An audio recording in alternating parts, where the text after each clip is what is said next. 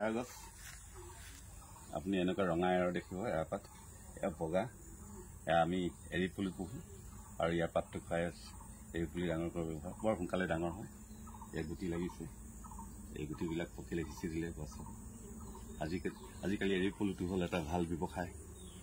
এৰী সূতাটো জানেই আপোনালোকে ধুনীয়াকৈ এৰী কাপোৰ ব'ব পাৰি আৰু আজিকালি বহুত ধৰণৰ কাপোৰ বৈছে আৰু পলুটো বৰ ধুনীয়াকৈ বিক্ৰী কৰে, এটা মিনিমাম 2 টকা। আপোনালোকৰ ফালে কেনেকৈ লয় এটা এৰী পুলি জনাবচোন দেই। বাই বাই, মই দেখাইছোঁ দিয়ক। আৰু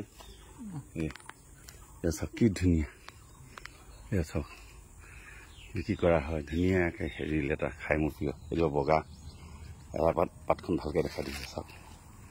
এয়া চাওক, এয়া চাওক,